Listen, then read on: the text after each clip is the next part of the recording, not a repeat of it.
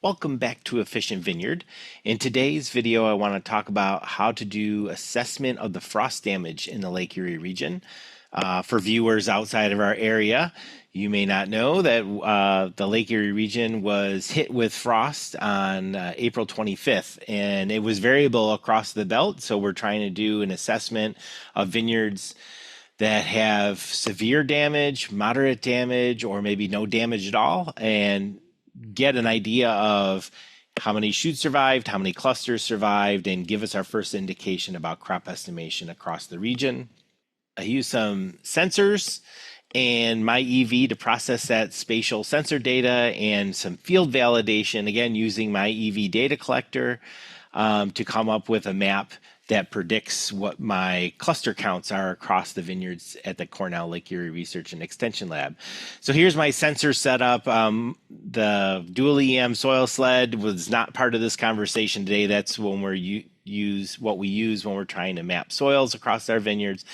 For this particular exercise, I used a side-facing crop circle NDVI sensor. So these sensors measure red edge and near infrared wavebands. So basically it's a sensor that shines light on the canopy. And in this case, at this early time of the season, it's only May 20th, and the shoots are somewhere between 3 to 5 inches in length. We keep that sensor up by the cordon because we're high cordon trained systems for Concord.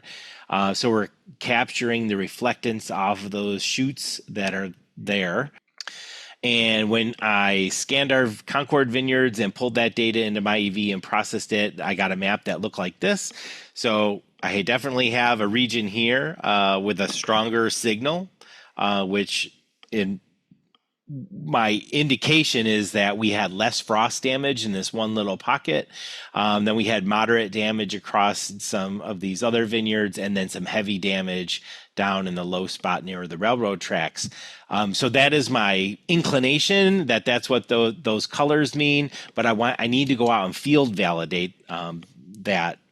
And the way I do that is I take that side-facing canopy NDVI map and I build a data collector in MyEV. So I set up my data collector so that I could collect images. So wherever I was in the field, I could collect an image of that vine.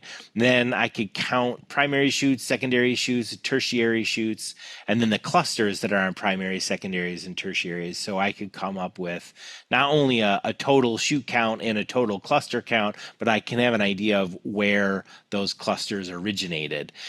So this is what it looks like on my cell phone when I walk out to the field.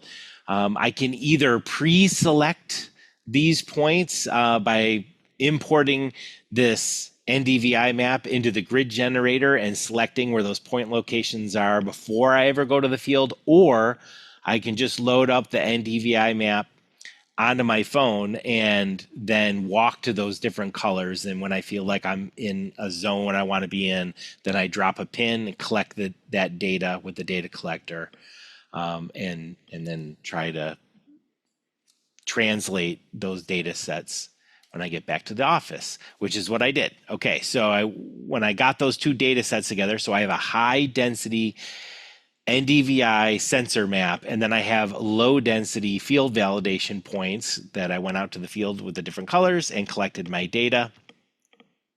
And in this case, I'm relating my May 20th Concord NDVI with total clusters. So I added up the clusters that were on primary, secondaries, and none on tertiaries.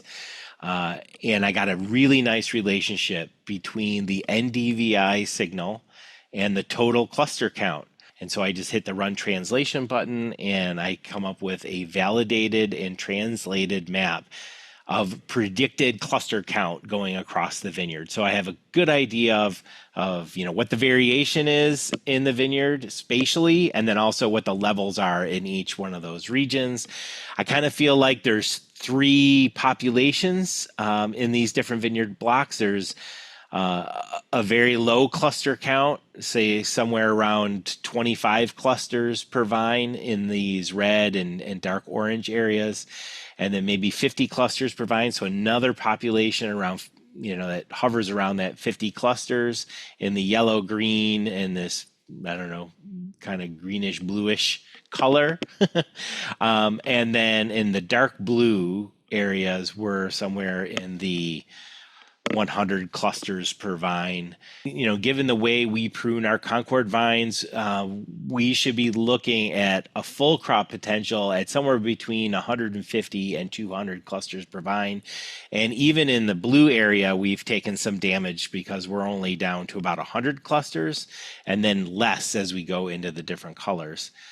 If you assume that about 25 clusters equal a ton, so we're talking in this reddish orange area, we're talking 25 clusters, that's only that may only turn out to be 1 ton per acre.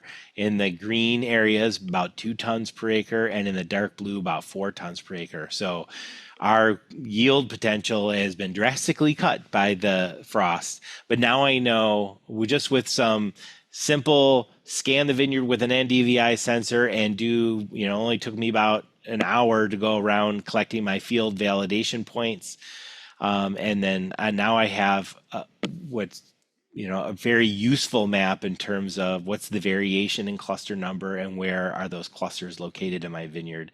And then I will use this map at 30 days after bloom when I go out and actually do my crop estimate, my mid-season crop estimate, to even help me out more. Kind of wish it was 10 tons per acre, not 1 ton per acre, but there's always next year. So I'm going to take care of these vines and get them ready for a decent crop potential next year. One last thing I wanted to mention was that we have these NDVI sensors that we point at the ground, and then I can also collect NDVI from Sentinel-2 satellite. So I go to the Copernicus site and I can download free satellite imagery and do a raster analysis in MyEV and import that data as well. So the question always comes up, can I use free satellite data to kind of do, if I don't have a sensor that I can drive through the vineyard, is there sensor data outside that I can pull into MyEV? And I wanted to illustrate this, that if we point our NDVI sensors at the floor of the vineyard, you can see, like in this particular block, we have Jennifer Phillips Russo has a cover crop trial going on, and these strips are caused by management of what the different floor or cover crops she has going on in those sections of the vineyard. And we're picking some of those up on the satellite imagery. Also for Lynn Sosnowski, we're doing work with her vision guided sprayer. So that floor we keep really clean because we want the vision guided sprayer to be able to detect suckers. And that is also being picked up by the satellite imagery. When I do the correlation between my infield downward facing NDVI and my satellite NDVI, I get about like a correlation coefficient of 0.8. So these two are highly correlated. The canopy NDVI, especially because the shoots are so small at this time, the canopy NDVI and the satellite NDVI correlate only to about 0.5. So they're weakly correlated. So unfortunately, I think at this time of the season, it's difficult to use the satellite imagery to pick up where frost has happened and not happened, because you're really picking up what's growing in the row centers, not necessarily what's growing on the vines. Later in the season, we do use around bloom time, we can use satellite imagery to help us out with our crop estimation work. And we'll check into that as the season progresses. So if you have any questions, again, my email is trb7@cornell.edu, or visit the efficientvineyard.com website.